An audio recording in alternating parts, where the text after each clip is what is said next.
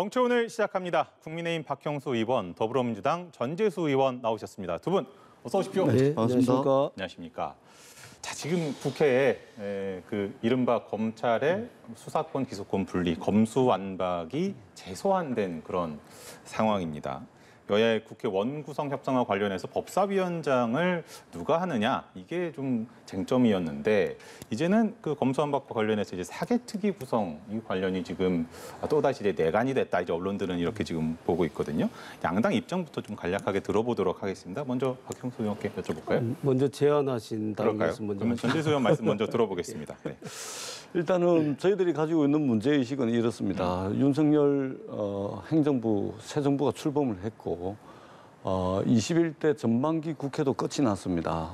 국회법상 5월 30일자로 21대 전반기 국회가 이제 완전히 종료를 하고 후반기 국회가 이제 시작이 돼야 되는데 아직 원구성이 되지가 않았습니다. 그래서 권성동 원내대표께서 법사위원장만 국민의힘에 넘겨주면 21대 후반기 원구성은 일사천리로 진행될 것이다 라고 말씀을 주셨고, 그래서 저희들이 1박 2일간에 걸친 워크숍을 통해 가지고 의원들의 의견을 모아서 국회 법사위를 국민의힘에 양보하는 것으로 그렇게 했습니다.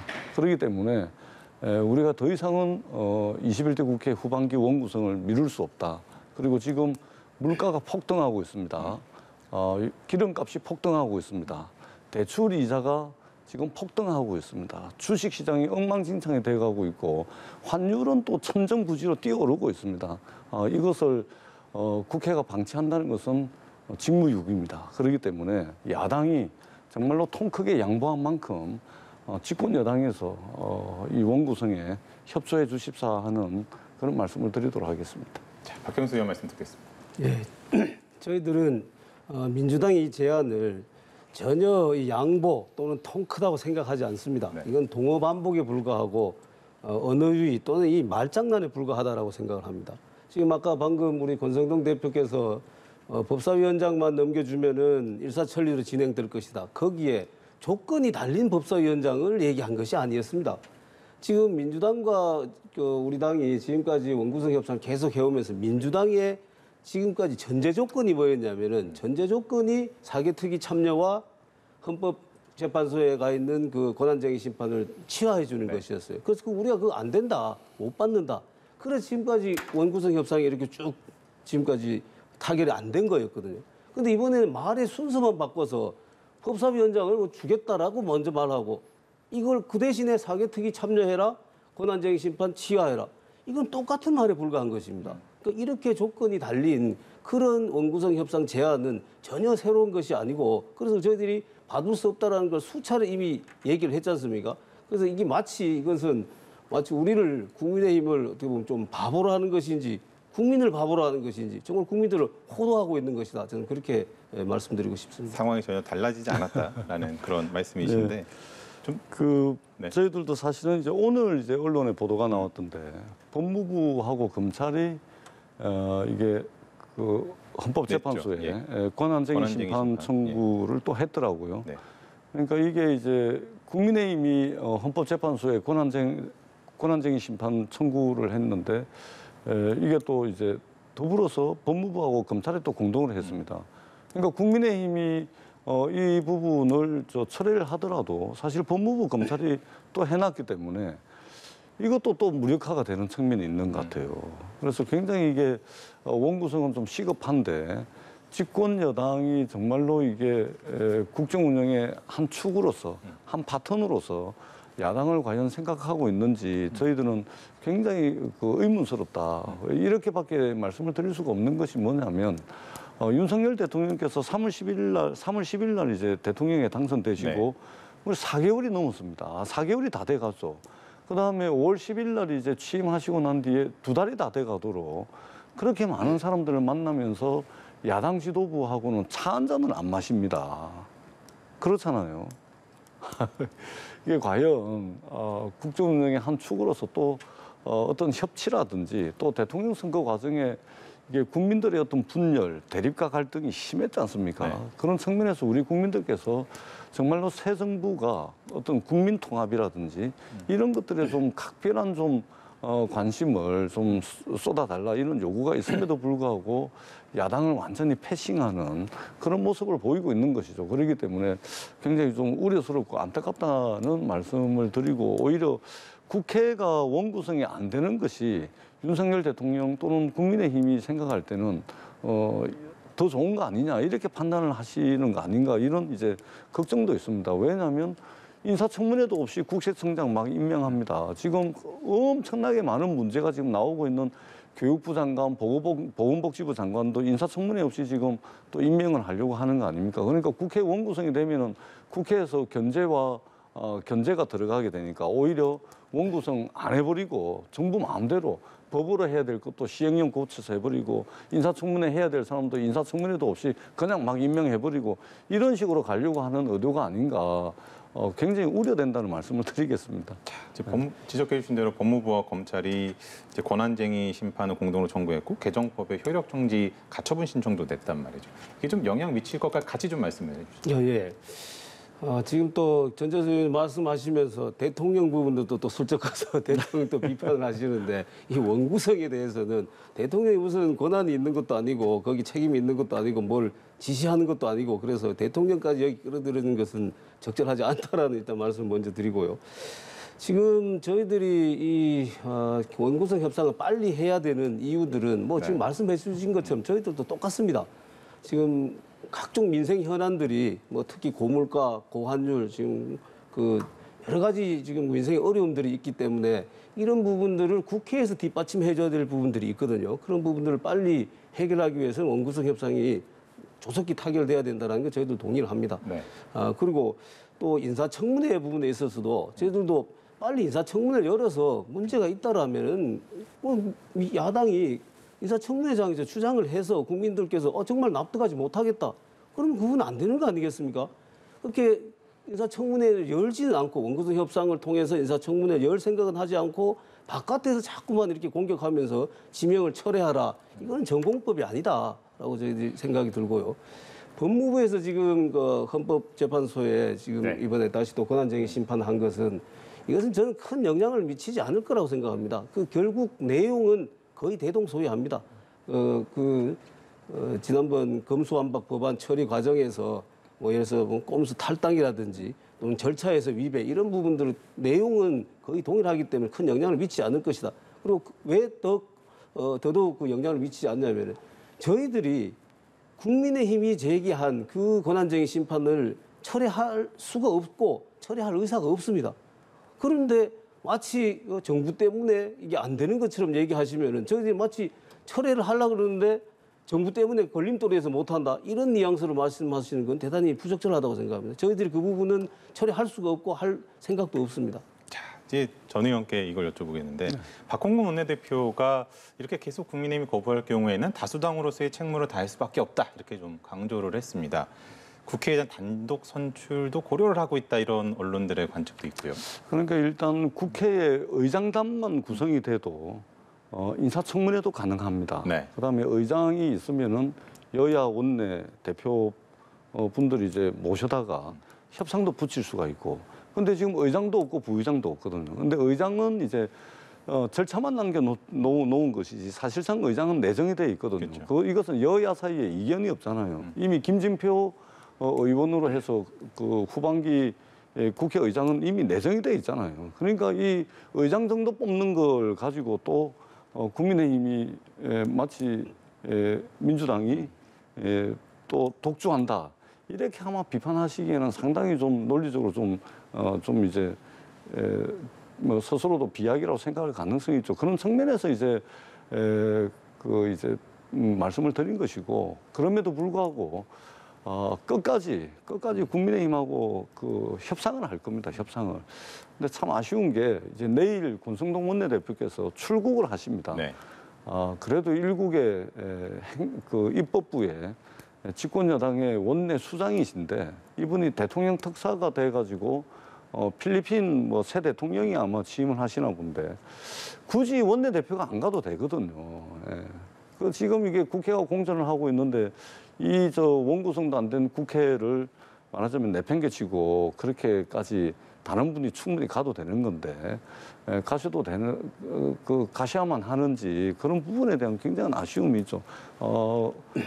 이게 많이 늦출 수는 없습니다. 그런 차원에서 말씀을 드린 것이고 그러나 끝까지 국민의힘하고 끝까지 협상을 통해서 원만한 원구성이 이루어질 수 있도록 최선의 노력을 다하겠습니다. 박 의원 말씀. 예.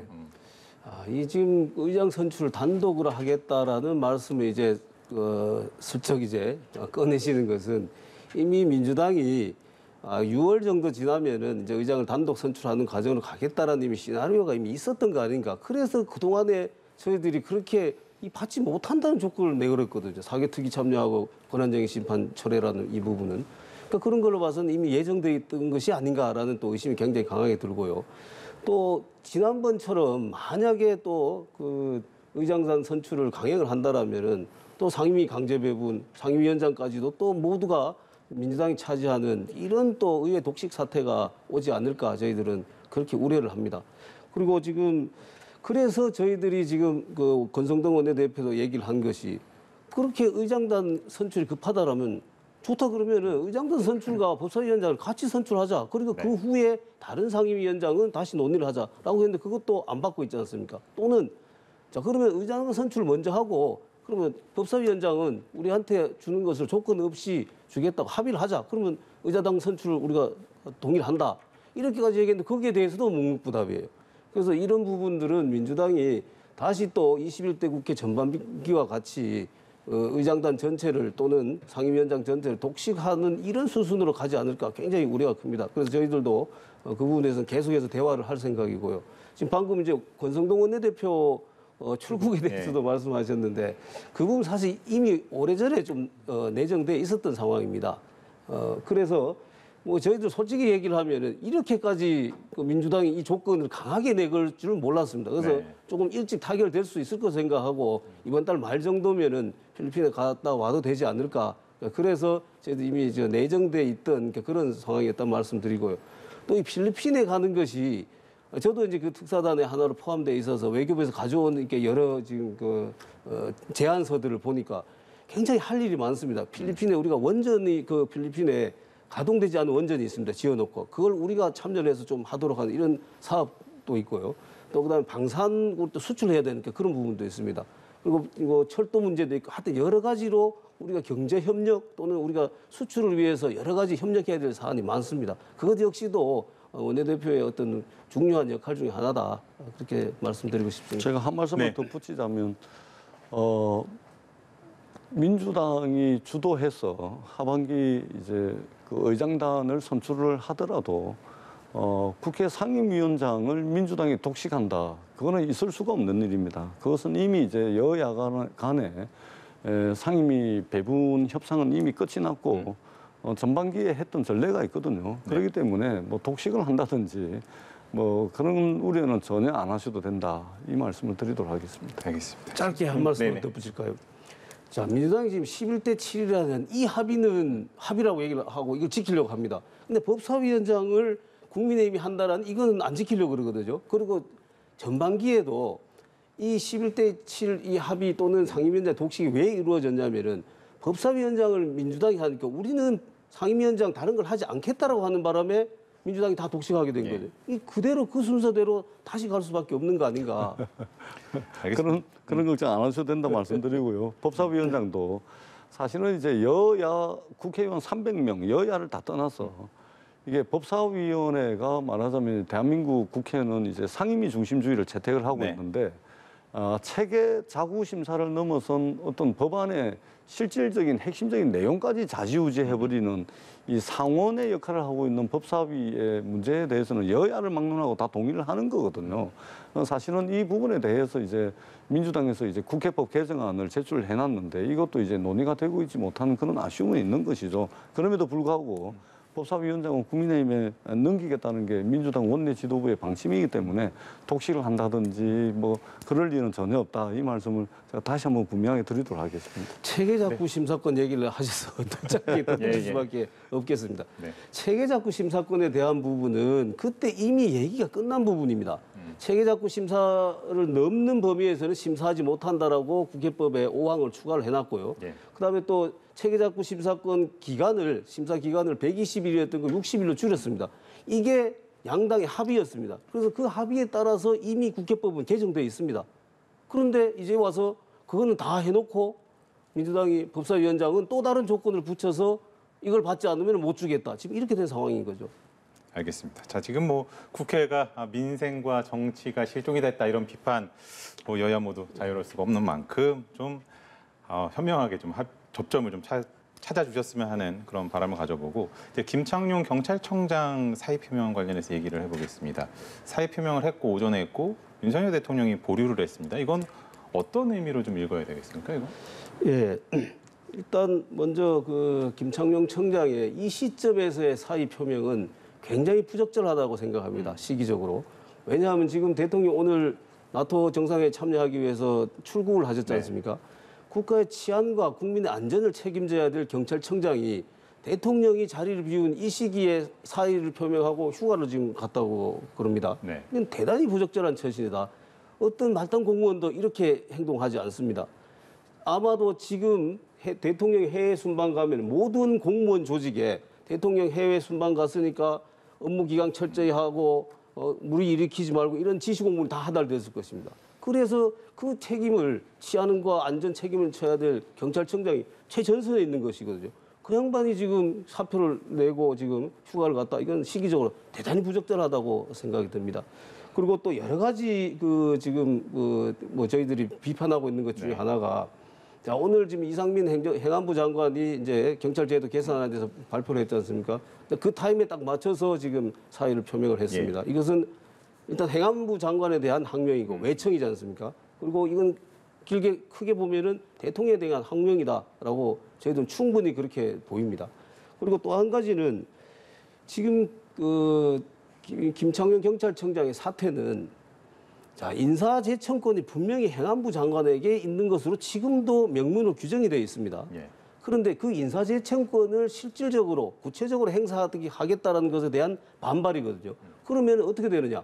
예전에는 민정수석실이 있어서 거기서 경찰청에서 올라온 그 인사안을 가지고 논의를 해서 결정을 했어요. 민정수석실이 없어졌습니다. 그러면 어떻게 되느냐? 경찰청에서 올린 그 안대로 다 처리를 하겠다. 그대로 인사를 하겠다라는 의미가 되는 것입니다. 만약에 행안부 장관을 패스를 하게 된다라면은 그래서 이건 대단히 부적절하다. 그래서 그런 의미 플러스 그다음 대통령께서 사표를 보류한 것은 이제 원래 기본적으로 공무원 사표를 내면은 이게 징계 절차에 계류된 것이 있는지 확인을 하게 되죠. 뭐 형사 절차에 계류된 게 확인해야 됩니다. 징계 절차에 계류돼 있으면은 사표를 수리하면 안 되거든요. 그러니까 그런 차원에서 일단 보류를 해놓은 것이라고 생각이 듭니다.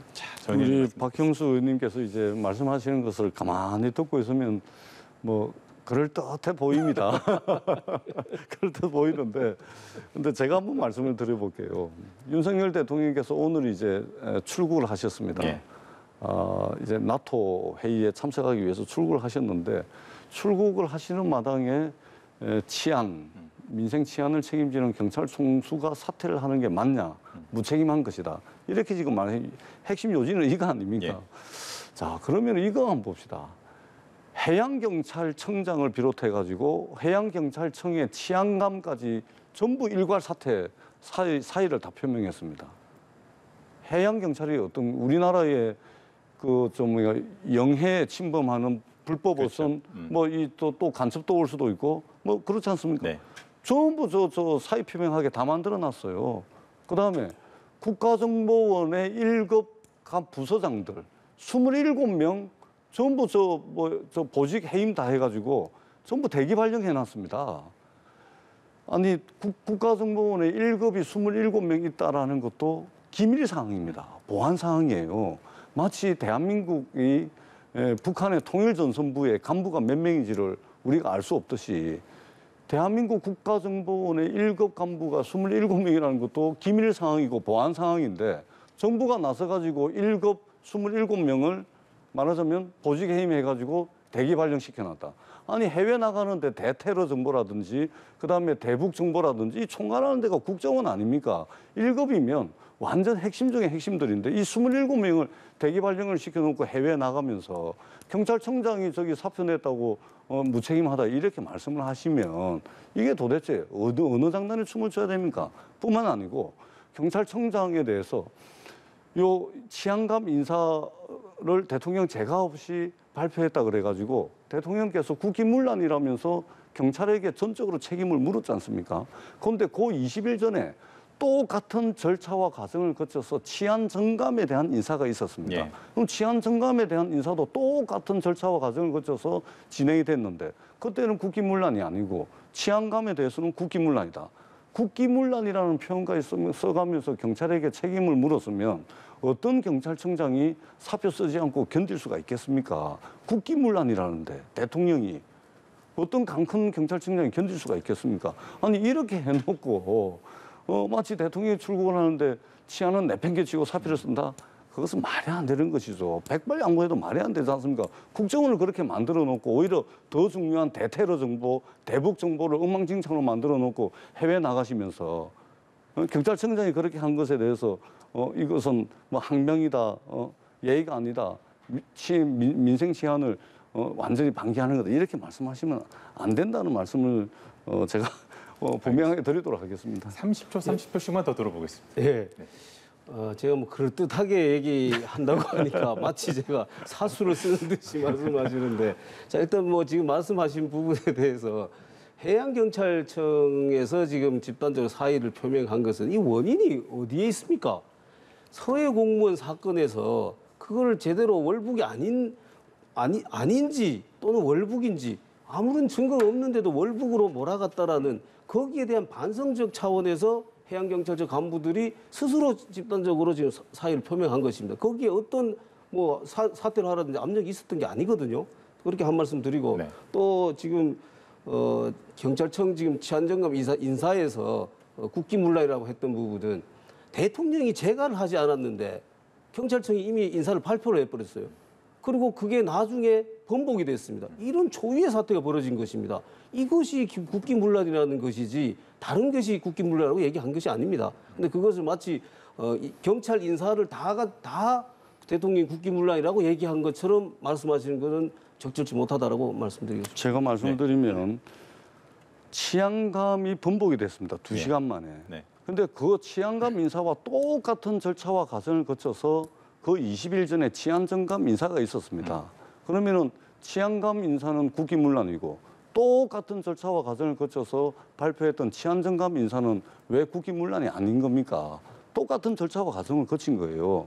그러면 여기서 문제가 되는 거는 경찰청에서 행정안전부에 파견돼 있는 치안정책관 그리고 대통령실 안에 이 업무를 담당하는 공직기관 비서관 그다음에 법무부의 검증을 담당하는 인사정보관리단 이 사이에 뭔가 문제가 있는 거예요. 대통령 결재도 없이 왔다 갔다 하고 경찰청은 그 이전에 치안정감 인사했을 때랑 똑같은 절차와 과정을 거쳐서 한 겁니다. 그러면 책임을 어디에 물어야 됩니까?